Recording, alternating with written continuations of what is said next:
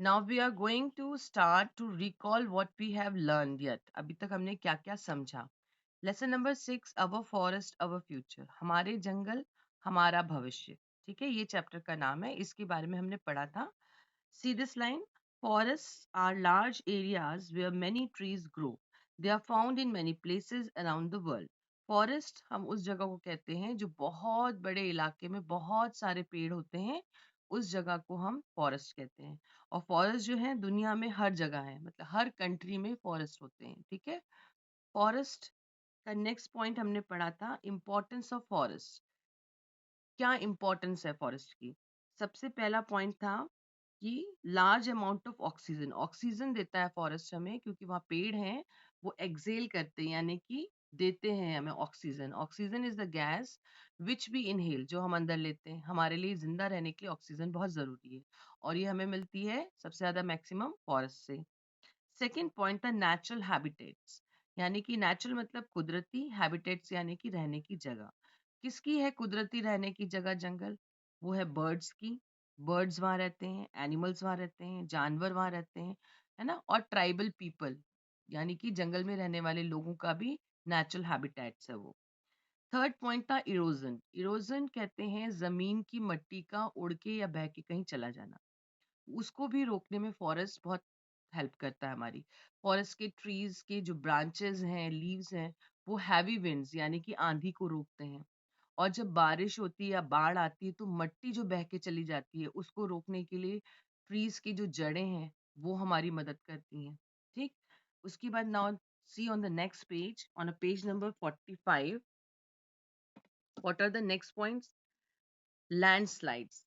Forest landslides को रोकते हैं. लैंडस्लाइड, लैंड मतलब जमीन, स्लाइड मतलब खिसक जाना. जो कई बार आपने देखा होगा कि बारिशों के दिनों में पहाड़ का कोई हिस्सा ढह गया, या बाढ़ के टाइम पे साइड की मिट्टी और पेड़ वगैरह या जमीन के साथ बह गई बारिश के पानी में, तेज बहाव में, उसको हम कहते हैं लैंडस्लाइड. अगर ट्रीज होते हैं तो वो जमीन को पकड़ के रखते हैं और लैंडस्लाइड इजीली नहीं हो पाती है. नेक्स्ट पॉइंट आता था नेचुरल रिसोर्सेज और फूड. हमें खाना मिलता है. जो जंगली पीपल हैं, ट्राइबल पीपल है जो जंगल में रहते हैं, उनको खाना मिलता है. जानवरों को खाना मिलता है जंगल से. और नेचुरल रिसोर्सेज यानी कि नेचुरल मतलब कुदरती, रिसोर्सेज यानी कि वो चीजें जिससे हम कुछ इनकम कर सकें या अपनी जिंदगी को बेहतर बना सकें. तो नेचुरल रिसोर्सेज यानी कि कुदरती वो कौन सी चीजें हैं? जैसे एक हमारा आ जाता है पानी है ना, लकड़ी है, कोयला है. ये सब नेचुरल रिसोर्सेज हैं जो कुदरत हमें देती है. हम नहीं बनाते इसको, कुदरती तौर पे हमें मिलती है, और हम चीजों से अपनी जिंदगी को बेहतर बनाते हैं या इनसे हम पैसे कमाते हैं. उन सभी को हम कहेंगे नेचुरल रिसोर्स.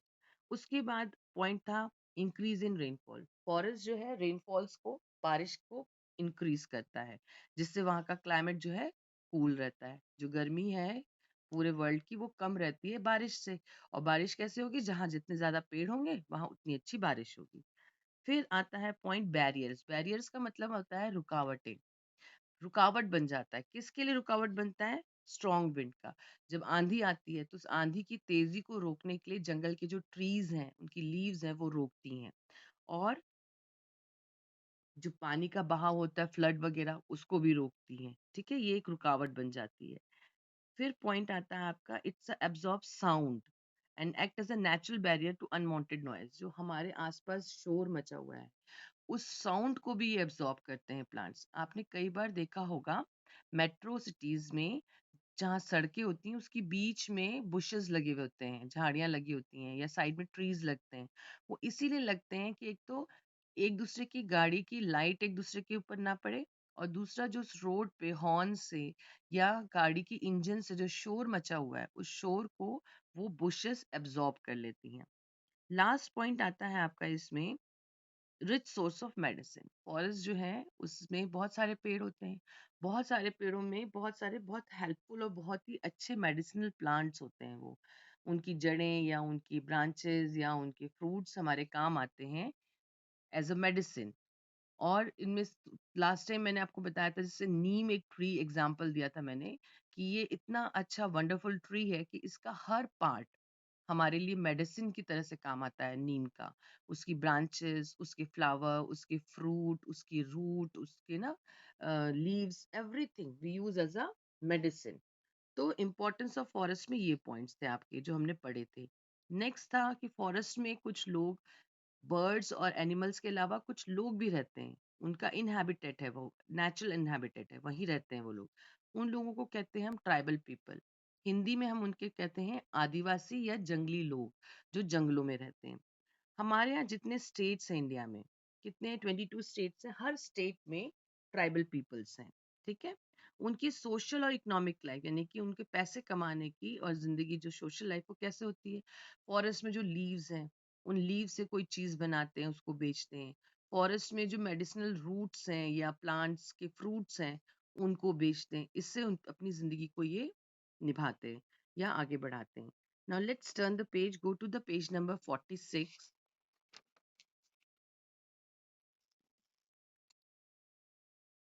हमने यहाँ पर पढ़ा था कि वो लोग क्या क्या चीजें बनाते हैं, जैसे बैम्बू से डेकोरेटिव आइटम्स बनाना या चेयर टेबल्स बनाना। और यहाँ पर ये लोग अपना एग्रीकल्चर भी फॉरेस्ट में ही करते हैं। और इनका एग्रीकल्चर का तरीका हमने पढ़ा था ना कि बहुत गलत था। वो क्या करते थे कि कई ट्रीज एक जगह के काट दिए, वहां अपना कोई चीज उगाई, और उसके बाद उगने के बाद फिर दूसरी जगह जाके फिर पेड़ काट दिए, फिर वहां उगाई। तो इससे क्या हो रहा था, इनका एग्रीकल्चर के तरीके से फॉरेस्ट को बहुत नुकसान पहुंच रहा था। राइट। उसके बाद हमने पढ़े थे ये दो ग्रीन बॉक्सेस। इन बॉक्सेस में दो ट्राइबल्स के बारे में बताया गया था, एक रूला और एक चिंचू। ये दोनों ट्राइब्स के बारे में हमने यहाँ पर डिटेल्स में पढ़ा था। आज हम स्टार्ट करेंगे डिफॉरेस्टेशन। ओके। डिफॉरेस्टेशन का मतलब होता है जंगलों को काटना। जब बहुत सारे पेड़ एक साथ काटे जाते हैं, उसको हम कहते हैं deforestation. The cutting down of trees on a large scale is called deforestation. जब पेड़ों को बहुत बड़े पैमाने पे, बहुत ज्यादा तादाद में एक साथ काटा जाता है, उसको कहा जाएगा deforestation. It involves a complete and long-term removal of tree cover without planting trees back. इसमें इन्वॉल्व होता है, इसमें शामिल होता है, क्या चीज शामिल होती है? कंप्लीट, जो जगह जो है वो कंप्लीटली ट्रीज हटा दिए गए वहां से, या लंबे टाइम तक वहां पर ट्रीज नहीं हुए, या ट्रीज को काटने के बाद दोबारा ट्रीज नहीं लगाए गए। ठीक है। Deforestation is one of the biggest threats to the tribal people who live in forests. जंगलों का काटना यानी कि डिफॉरेस्टेशन जो है बिगेस्ट थ्रेट है, सबसे बड़ा डर है। किसके लिए सबसे बड़ा डर है जंगलों का कटना? वहां पर रहने वाले जंगली लोग, आदिवासी ट्राइबल पीपल्स का होम है फॉरेस्ट। और अगर फॉरेस्ट छोटा होता जाएगा तो नेचुरली उनकी लाइफ के लिए मुश्किल होगी, रहने की जगह कम होगी, या उस फॉरेस्ट से मिलने वाली थिंग, जो चीजें हैं वो कम होंगी, जिसको वो बेच के अपनी जिंदगी निभाते करते थे, है ना, पैसे कमाते थे। That product will also, they will get less because now the forest is small, the things they will get little. So इसलिए उनके लिए बहुत threat है, डर है उनके लिए। now causes of deforestation, causes मतलब कारण। डिफॉरेस्टेशन आपको मैंने बताया था अभी, बहुत सारे पेड़ एक साथ काटे जाते हैं, उसको कहते हैं हम डिफॉरेस्टेशन। तो क्या कारण है, why we do the deforestation, हमें क्यों काटना पड़ता है? सबसे पहला पॉइंट आता है हमारा agriculture. Because of agriculture we cut the forest, we do the deforestation. The forest cover of a region is often removed to convert it into the agricultural land. जो फॉरेस्ट ने कवर कर रखा है reason, इलाका, उसको कई बार हम खत्म कर देते हैं, उस इलाके में उतने पेड़ों को थोड़ा कम कर देते हैं या खत्म कर देते हैं, कन्वर्ट करने के लिए, यानी कि बदलने के लिए। किसमें बदलने के लिए? उस जगह को एग्रीकल्चर लैंड में बदलने के लिए।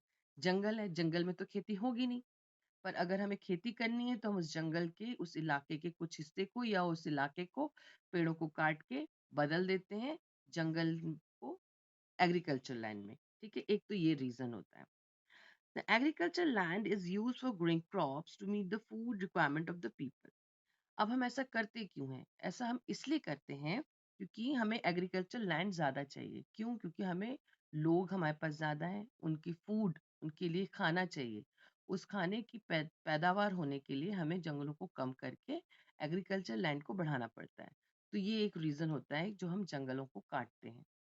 Come to the next page, on the page number 47. Let's see what they are saying about the next points for deforestation. The next point we do the deforestation is increase in population.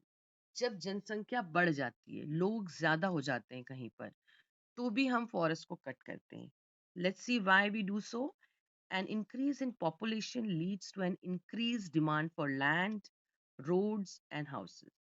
जब increase होता है यानी कि बढ़ता है population यानी कि जनसंख्या, जब जनसंख्या बढ़ती है तो वो लीड्स यानी कि आगे बढ़ाती है डिमांड को, जरूरत को. किस तरीके की जरूरत को? कि हमें और ज्यादा जगह चाहिए रहने के लिए, घर बनाने के लिए, सड़कें चाहिए. Naturally the people are more, they need more houses to live. जब रहेंगे तो उनको पढ़ना भी होगा, स्कूल चाहिए होंगे, उनको काम करना होगा, इंडस्ट्रीज चाहिए होंगी. तो भी हमें जंगलों को काट के वो जगह इन कामों के लिए यूज करनी पड़ती है. To meet this demands forests are being cut down at very fast rate. इन ज़रूरतों को पूरा करने के लिए जब पॉपुलेशन ज़्यादा बढ़ जाती है, हमें जंगलों को बहुत तेजी से काटना पड़ता है. जनसंख्या ज़्यादा होगी तो हमें उनके रहने के लिए, उनके पढ़ने के लिए, उनके काम करने के लिए चीज़ें बनानी पड़ेंगी. और उसके लिए जगह चाहिए और उस जगह को हम बढ़ाते हैं कैसे? फॉरेस्ट को काटते हैं और उसकी फॉरेस्ट की जगह को हम उन कामों में लेते हैं. तो ये भी एक रीज़न है जिसकी वजह से डिफॉरेस्टेशन होता है. Over grazing. ग्रेजिंग कहते हैं चरने को. जब जानवर पैस्चर्स पे यानी कि मैदानी इलाकों में घास चरते हैं, उसको कहेंगे ग्रेजिंग. और जब वहां पर ज्यादा घास चरेंगे, बार बार वही जानवर आ रहे हैं, ज्यादा जानवर आ रहे हैं, तो उसको हम कहेंगे over grazing. Exposing a region to cattle grazing for a long period removes the plant and grass cover of the region. Exposing यानी कि वहां पर दिखना या अवेलेबल होना. कैटल के लिए, कैटल यानी कि वही जो चरने वाले जानवर हैं, गाय भैंस बकरी, इनके लिए जब वहां पर वो चरने आते हैं और बार बार लॉन्ग पीरियड तक बार बार उसी जगह पर चरते रहते हैं, तो वहां के प्लांट्स और घास जो है वो खत्म हो जाती है. ये भी आपकी डिफोरेस्टेशन की तरह से आगे बढ़ाती है. Commercial activity. कॉमर्शियल हम उसको कहते हैं जो हमें व्यवसाय के लिए, व्यापार के लिए या बिजनेस के लिए कोई काम करते हैं, हम उसको कहेंगे कॉमर्शियल एक्टिविटी. तो कॉमर्शियल एक्टिविटी की वजह से भी डिफॉरेस्टेशन होता है. The cutting of trees for firewood and building materials is a major cause of deforestation. Firewood यानी कि जंगल, लकड़ी जलाने के लिए, लकड़ी जलाने के लिए भी जंगल से लकड़ी काटी जाती होता है ना. सर्दियों में हमें लकड़ी जलाते हैं, या फिर कुछ जगहों पे लकड़ी पे ही खाना पकता है, तो भी जंगल की लकड़ी काट के आती है. या फिर बिल्डिंग मटेरियल्स, बिल्डिंग्स बनाने के लिए भी लकड़ी की जरूरत पड़ती है और उसके लिए भी हम फॉरेस्ट से लकड़ी लाते हैं.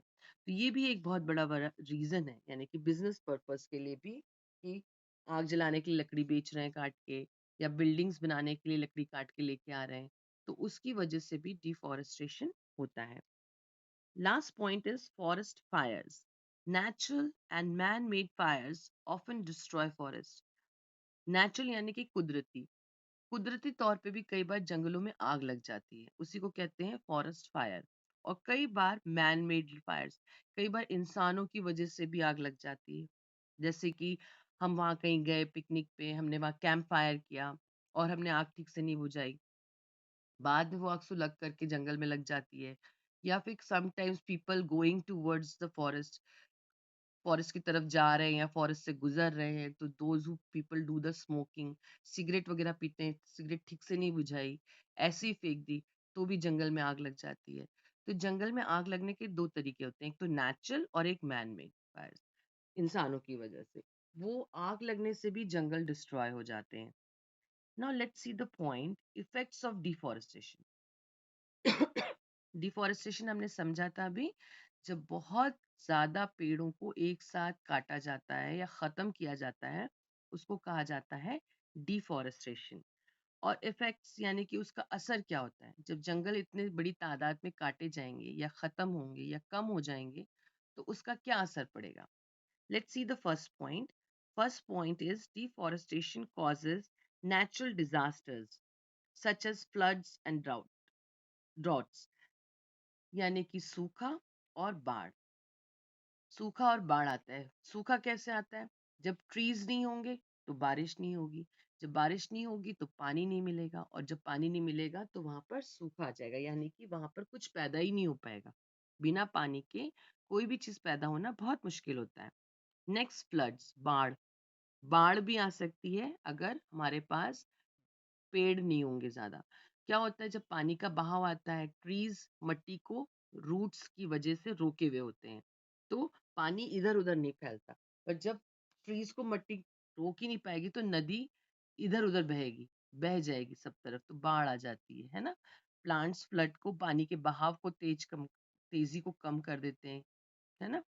तो इसलिए, and next, it leads to soil erosion as a land lose its plant cover. Soil erosion यानी कि बताया था मैंने आपको, फिर से मैं रिपीट कर रही हूँ आपके लिए। इरोजन यानी कि जब कोई जगह की मिट्टी एक जगह से हट जाती है, उसको हम कहते हैं, अपनी जगह से हटने को इरोजन कहते हैं। और मिट्टी अपनी जगह से क्यों हटती है, उसके दो रीजन होते हैं, या तो बहुत तेज आंधी चलना, या दूसरा बहुत तेज पानी का बहाव होना। तो ये जो दोनों ही चीजें हैं, ये ट्रीज रोकती हैं। ट्रीज के ब्रांचेस और लीव्स आंधी को रोक देते हैं, उसकी तेजी को कम कर देते हैं। और जब नदी में बहाव तेज होता है रेनफॉल में या किसी टाइम पे, तो उस बहाव को भी जो प्लांट्स के रूट्स होते हैं, वो मिट्टी को पकड़े रहते हैं, जिसकी वजह से लैंडस्लाइड वगैरह नहीं होती और मिट्टी एक जगह से बह के दूसरी जगह नहीं जा पाती। थर्ड फोर्थ पॉइंट है, air pollution increase when many trees are cut. Air pollution increase हो जाएगा आपका, है ना। पॉल्यूशन, क्योंकि एयर में से जो कार्बन डाइऑक्साइड हार्मफुल गैस है, वो प्लांट्स अपने अंदर लेते हैं और हमें देते हैं उसके बाद oxygen, a gas which we need to live, जो हम इनहेल करते हैं, है ना। तो वो कम हो जाएगा अगर ट्रीज नहीं होंगे। Deforestation endangers the life of wild animals and the tribal people as it destroys their natural habitat. Deforestation यानी कि पेड़ों के कटने से, जंगलों के छोटे होने से, इंडेंजर्स यानी कि खतरे में कर देता है क्या, जिंदगी किसकी, जंगली जानवरों की और ट्राइबल पीपल की। जो जंगली आदिवासी लोग जंगलों में रहते हैं, उनकी जिंदगी भी खतरे में होने लगती है जब जंगल छोटे होने लगते हैं। ठीक है। Last point, it cause unexpected climate change in a region. और वो बहुत ही अनएक्सपेक्टेड, जो हमने सोचा भी नहीं होता है, उस तरीके से क्लाइमेट में चेंज आता है। क्लाइमेट और वेदर दो बहुत पास से वर्ड लगते हैं, दोनों में बहुत माइन्यूट सा डिफरेंस है। क्लाइमेट उसको कहते हैं जो किसी जगह का मौसम या वातावरण लंबे समय तक होता है। जैसे फॉर एग्जाम्पल नैनीताल, वहां पर ठंडा क्लाइमेट है, कूल क्लाइमेट। चाहे आप गर्मियों में जाएं, चाहे आप सर्दियों में जाएं, चाहे आप बारिश के दिनों में जाएं, you always find Nainital as a cool, ठंडा है। एंड रामपुर, यहाँ का क्लाइमेट कैसा है, हॉट। गर्मियां हैं तो गर्म रहेगा ही। बारिश में भी जब तक बारिश हो रही है उतने टाइम तक ठंडा होता है, बारिश खत्म होते ही फिर गर्म हो जाता है ना, तुरंत ही 2-3 दिन में ही। सर्दियों में भी ठंडा होता है, पर अगर दिन में धूप निकली हो, आप धूप में बैठिए तो आपको गर्म लगेगा, ज्यादा ठंडा नहीं लगेगा। तो क्लाइमेट क्या हुआ, कोई एक वेदर या मौसम जहां हमेशा रहता हो। और वेदर होता है पर डे का। जैसे आज आज हमारा वेदर रामपुर का कैसा है, क्लाउडी है, बादल है। अगर बारिश होने लगेगी तो हम कहेंगे कि कैसा वेदर है हमारा, रेनी वेदर है। तो weather is a daily atmosphere या क्या कहना चाहिए, इन्वायरमेंट, जैसा भी आपका उस वक्त मौसम हो रहा हो daily. And climate is a permanent, जो हमेशा रहता है। ठीक है। तो क्लाइमेट जो है वो भी चेंज हो जाता है। फॉर एग्जाम्पल, अगर कहीं जंगल है, वहाँ बहुत सारे प्लांट्स हैं, तो अच्छी रेनफॉल हो रही है। अच्छी रेनफॉल होगी तो क्या होगा, वहाँ का जो क्लाइमेट होगा अच्छा खुशनुमा सा होगा, ठंडा ठंडा सा। बट अगर ट्रीज कट जाएंगे, रेनफॉल नहीं होगी फिर वहां पर उतनी। जब रेनफॉल ज्यादा नहीं होगी तो वहां पर क्लाइमेट क्या हो जाएगा, उस रीजन का गर्म रहने लगेगा, गर्मी ज्यादा रहने लगेगी। इसीलिए आप कभी दिल्ली वगैरह जाइए तो गर्मी ज्यादा लगती है वहां पर, क्योंकि वहां ट्रीज कम है, हर जगह बिल्डिंग्स हैं, रोड्स हैं। ठीक है। तो क्लाइमेट चेंज भी एक रीजन होता है डिफॉरेस्टेशन का। अब आपको पता चल गया कि deforestation is very harmful for us, है ना, इससे हमें बहुत सारे नुकसान है। इसको हम रोकें कैसे। कंजर्वेशन, कंजर्वेशन वर्ड का मतलब होता है किसी चीज को बचाना। अब हम अपने जंगलों को बचाएं कैसे, क्योंकि हमें ये तो समझ में आ गया कि forest are very important for us, they gives us medicine, they stop erosion, they protect us, and they give us natural resources, they give us food, they give us pure oxygen which we need for our life. Now we will see how we can conserve forest. Conservation यानी कि बचाना. To protect, to save or preserve is known as conservation. यानी कि किसी को बचाना, किसी को संभाल के रखना, ये सब चीजें आती हैं, उसको कहते हैं हम conservation. We are dependent on forest for many things. हमें पता है हम फॉरेस्ट पे बहुत सी चीज़ों के लिए डिपेंड करते हैं, जैसे मेडिसिन हो गई, वुड हो गया, है ना, फूड हो गया, नेचुरल रिसोर्सेज हो गए.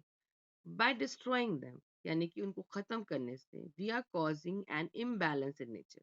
हम उसमें एक इम्बैलेंस पैदा कर दे रहे हैं नेचर में. कैसे? जब जंगल कम होंगे बारिश कम होगी, बारिश नहीं होगी तो हम कोई चीज पैदा ठीक से नहीं कर पाएंगे. जो चीज पहले ठंडी रहती थी जगह, वो जगह गर्म होने लगेगी. तो एक बैलेंस बिगड़ जाएगा नेचर का. नहीं तो अभी क्या है ना, एक बैलेंस है कि सर्दियां आती हैं, फिर गर्मियां आती हैं, फिर बरसात आती हैं.